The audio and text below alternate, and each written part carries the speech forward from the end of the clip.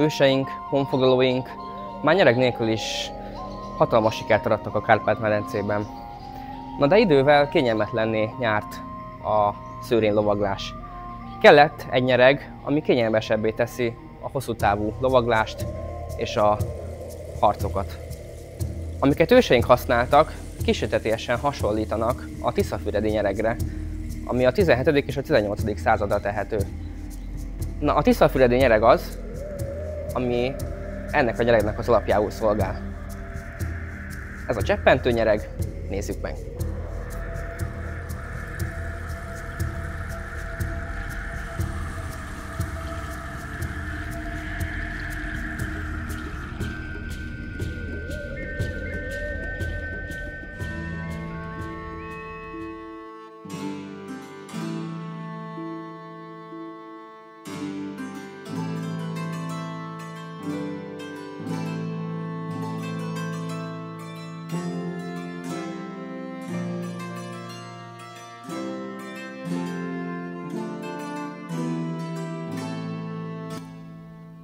Tiszafüred a 19. században a Közép-Tiszavidék fontos népművészeti központja volt. Több kisipari termékét sokan kedvelték, többek között a mázas cserépedényeket. Viszont volt egy olyan kisipari terméke is, melynek híre az ország határain túlra is eljutott, ez volt a tiszafüredi nyereg. Kevésbé tudott, hogy ezek az egyedi nyergek Amerikában a 18. század utolsó negyedében a függetlenségi harcok során felállított lovasság szervezésekor is szerephez jutottak. A veszten nyereg még napjainkban is viseli a füredi nyereg sajátosságait. A nyerget kétféle fából készítették, ahogy a honfoglaláskori felszereléseket is, majd később kezdték el fokozatosan egyre inkább bőrre cserélni. A ló hátára simuló nyeregszány puha fából, például nyárfa, az ívelt kápákat pedig kemény fából készültek, mielőtt több évig szárították, hogy ne vetemedjen el. Az idők folyamán többféle díszítést láthattunk rajtuk, melyek sokszor egy-egy család jelképe volt, ezek a legtöbbször valamilyen virágot vagy növényt ábrázoltak. Leginkább a hadiparban volt kulcsszerepe a füredi nyeregnek, és a huszárság révén Európa más országaiban, illetve az új világban is ismerté és kedvelté vált.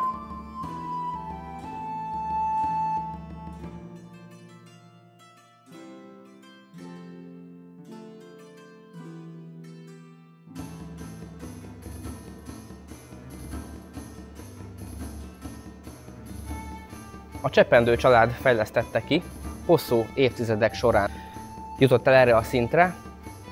Igazából az volt a céljuk, hogy egy ilyen multifunkcionális nyereg készüljön belőle, ami mindenki számára kielégítő. Azt lehet látni, ami a ősi magyar nyeregnél is látszik, hogy két magas nagy kápa van. Ő itt az első, ugye? Ő meg a hátsó. Ez különben a western nyeregnél is megfigyelhető, aminek ugye azért van némi köze az említett tiszafüredi nyereghez. Itt, ha megnézzük közelebbről a nyereg alapját, észrevehetjük, hogy itt az ülő felületen van egy ilyen úgynevezett nyeregrugó. Ez manapság már elég egyedi megoldásnak minősül, de ez is igazából a lovasnak a komfortját növeli, főleg hosszú távon. Megvannak a csatok, elől, hátul is megvan. Itt van kilakítva egy ilyen erősített csat, ugye a kengyelnek. Egyébként én egy ilyen kis biokompozit, könnyű kengyelt használok, ezzel is tovább könnyítve a nyerget. A heveder az egy ilyen nagyon, szerintem számomra nagyon szuper megoldással van megoldva. Egyrészt itt kifűződik ezen az ülőlapon, úgyhogy egyrészt ez itt rögzíti nekünk. Másrészt igazából 4 helyen van csatolva, egyszer itt, és mindkét oldalon ugyanígy van, úgyhogy elég széleskörűen állítható és masszívan felrakható a lovacskára. Na de mik is a jellemzői? Elsősorban a ló hátára szabott kialakítás, hatalmas markamra, nagy felfekvésű, rugalmas nyeregtalpak és a puha, gyapjú tömés miatt sikerült elérni, hogy a ló számára megfelelő szabad mozgást és komfortot biztosítson.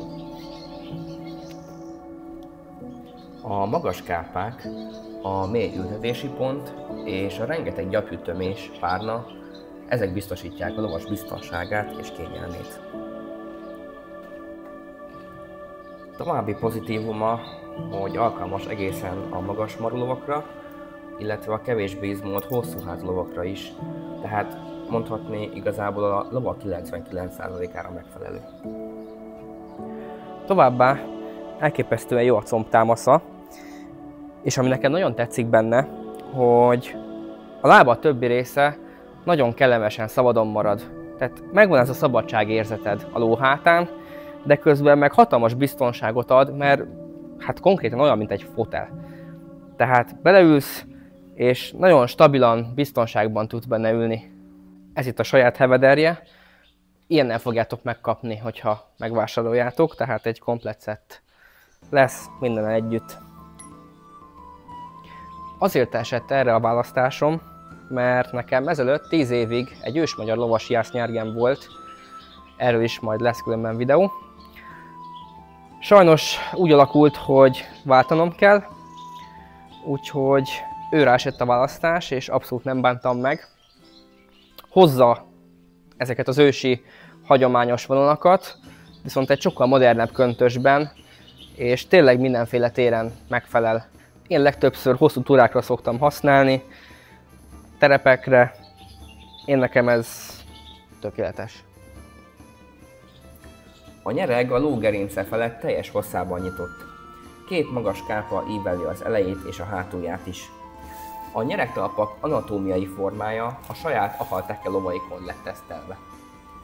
Fontos jellemzője a nyeregnek, hogy csak természetes anyagokból készül, bőr, gyapjú, fa és acél. Az angol nyeregnél jelentősen nagyobb felfekvő felületű, hasonlóan mint a western nyeregnél. Súlyban viszont az angol nyeregnél nehezebb, de a western nyeregnél jelentősen könnyebb.